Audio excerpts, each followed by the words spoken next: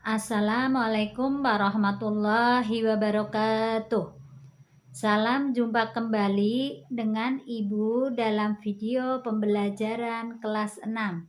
Tema 1, selamatkan makhluk hidup. Subtema 1, tumbuhan sahabatku. Pada pembelajaran yang ketiga. Dalam pembelajaran yang ketiga terdapat muatan IPA, yaitu tentang perkembangbiakan vegetatif. Kemudian terdapat muatan pembelajaran bahasa Indonesia tentang ide pokok dalam teks laporan.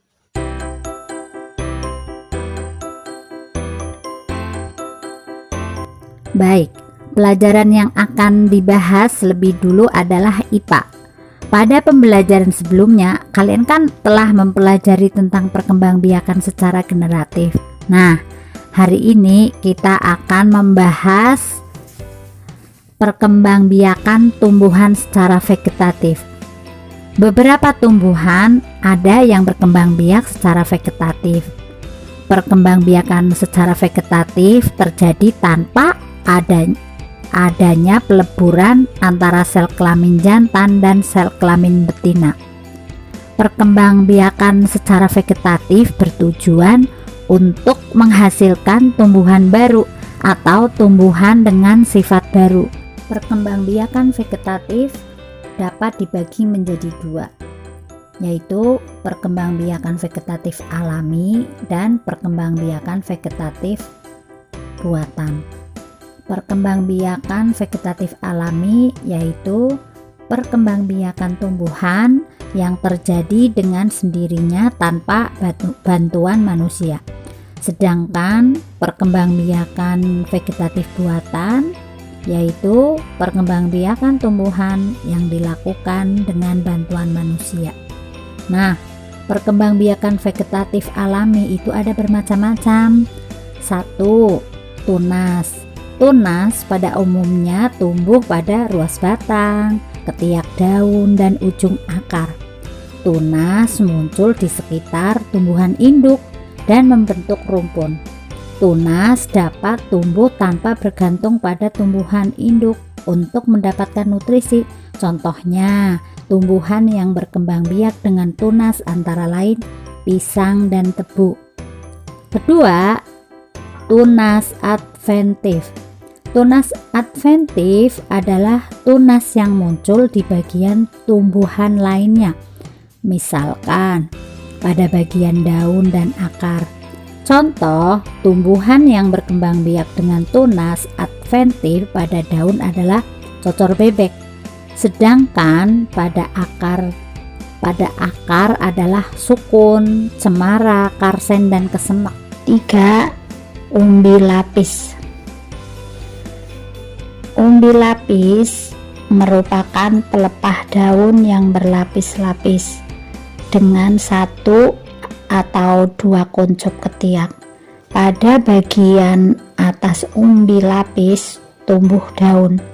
Pada bagian bawah terdapat cakram dan akar serabut.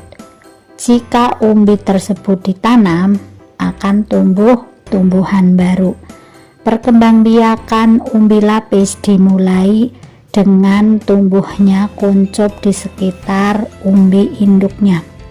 Dinamakan siung atau anak umbi lapis. Setelah berakar dan berdaun, siung dapat dipisahkan sehingga menghasilkan tumbuhan baru. Contoh tanaman yang berkembang biak dengan umbi lapis adalah bawang merah, bawang putih, bawang bombay, bunga bakung, dan bunga tulip. 4. Umbi batang. Umbi batang merupakan batang yang tumbuh di dalam tanah dan ujungnya menggembung menjadi umbi berisi cadangan makanan bagi tumbuhan tersebut. Pada permukaan umbi batang terdapat sisik dan kuncup membentuk mata tunas. Tumbuhan baru akan tumbuh jika umbi ditanam. Contoh tumbuhan yang berkembang biak dengan umbi batang adalah kentang, talas, dan ubi jalar. 5. Umbi akar. Umbi akar merupakan akar yang membesar dan berisi cadangan makanan. Umbi akar bukan merupakan alat perkembangbiakan. Pada bagian pangkal umbi akar terdapat tunas yang dapat menjadi tumbuhan baru jika ditanam. Contoh tumbuhan yang berkembang biak dengan umbi akar adalah wortel, bunga dahlia, bengkuang, lobak, dan ubi jalar. 6. Akar tinggal rimpang atau rhizome. Rhizome merupakan batang yang seluruhnya tumbuh mendatar di bawah permukaan tanah. Bentuk rhizome menyerupai akar, tetapi memiliki ciri-ciri seperti batang, antara lain berbuku-buku dan mempunyai tunas. Tunas tersebut tumbuh dari ketiak sisik setiap bukunya. Contoh tumbuhan lain yang berkembang biak dengan rhizome antara lain lengkuas, kunyit, jahe, dan kencur. 7. Geragih. Geragih atau stolon adalah batang yang tumbuh merambat secara mendatar di permukaan tanah. Pada bagian batang tersebut terdapat mata tunas di setiap ruas. Jika ruas menempel pada tanah, maka akan membentuk akar tumbuh tunas baru yang berakar dan berdaun. Tumbuhan baru tersebut tidak tergantung lagi pada induknya untuk mendapatkan nutrisi, tetapi masih tetap berhubungan.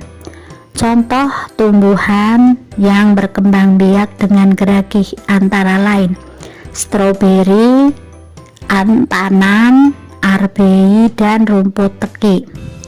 8. Spora. Spora terdapat pada tumbuhan paku dan jamur. Ukuran spora sangat kecil. Contoh tanaman yang berkembang biak dengan spora adalah paku-pakuan seperti suplir, pakis, dan paku tanduk rusa. Untuk selanjutnya yaitu perkembangbiakan vegetatif secara buatan.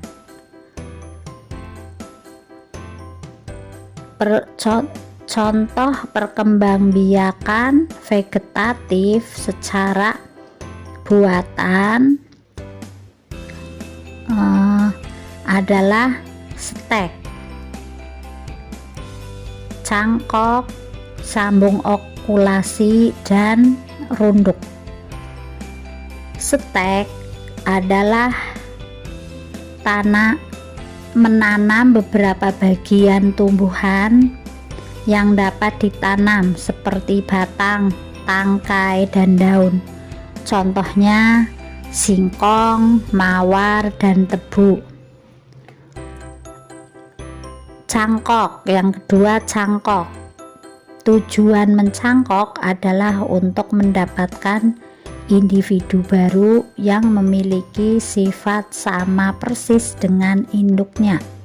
Contohnya mangga, jambu, dan jeruk. Sambung. Cara menyambung adalah menggunakan batang bawah dan atas dari dua tumbuhan yang sejenis. Hal ini bertujuan untuk menggabungkan dua sifat unggul dari dua tumbuhan. Contohnya tomat berakar kuat disambung dengan tomat berakar manis. D. okulasi atau tempel. Okulasi atau tempel adalah menyatukan yang berbeda sifat dengan menempelkan mata tunas satu tumbuhan pada batang tumbuhan lain. Berikutnya runduk. Runduk adalah proses menimbun batang tumbuhan ke dalam tanah, contohnya stroberi, alamanda, anyelir, apel, selada air, anggur, dan melati. Muatan bahasa Indonesia KD.1 dan 4.1. Ide pokok dalam teks laporan. Setiap teks laporan memiliki ide pokok. Ide pokok dalam teks laporan bisa lebih dari satu. Akan tetapi ide-ide pokok tersebut disajikan dalam beberapa paragraf.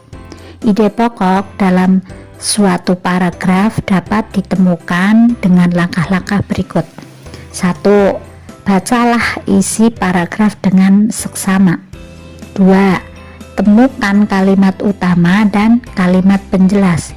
3. Tentukan informasi yang terdapat dalam kalimat utama. Tip menemukan kalimat utama di akhir paragraf. Cermati kalimat terakhir pada paragraf. Kedua, terdapat simpulan biasanya di awal paragraf terakhir pada penanda simpulan. Penanda simpulan antara lain oleh karena itu, oleh sebab itu, maka dari itu, dengan demikian. Kemudian yang ketiga, terdapat kata penegasan.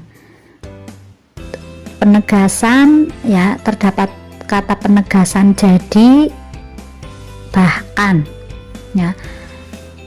Contoh paragrafnya, batang dan daun jagung dapat dimanfaatkan untuk membuat minyak, tepung, bahkan bahan baku industri dan farmasi.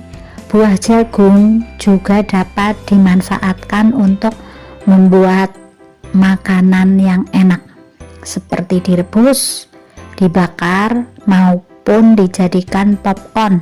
Dengan demikian, hampir seluruh bagian tanaman jagung dapat dimanfaatkan untuk berbagai macam keperluan. Nah, ini contoh paragrafnya. Tadi di atas cara ya, tips menemukan kalimat utama itu. Yang kedua itu terdapat simpulan biasanya di awal paragraf terakhir, terdapat penanda simpulan. Oleh karena itu, oleh sebab itu, maka dari itu, dengan demikian. Nah, di paragraf ini terdapat kata dengan demikian. Hampir seluruh bagian tanaman jagung dapat dimanfaatkan untuk berbagai macam keperluan. Berarti ini kalimat utamanya ada di akhir paragraf karena ada kata dengan demikian. Nah, sudah ditemukan ya kalimat utamanya ya. Kalimat utamanya dengan demikian hampir seluruh bagian tanaman jagung dapat dimanfaatkan untuk berbagai macam keperluan. Nah, masih ingat ya apa namanya arti ya dari ide pokok ya. Ide pokok adalah inti atau ringkasan dari kalimat utama. Nah, berarti tadi sudah ditemukan kalimat utamanya. Jadi Sekarang ide pokoknya ditemukan. Hampir seluruh bagian jagung dapat dimanfaatkan. Ide pokoknya Ibu ulangi kembali ya, hampir seluruh bagian jagung dapat dimanfaatkan. Demikian pembelajaran kita hari ini, semoga dapat difahami. Wassalamualaikum warahmatullahi wabarakatuh.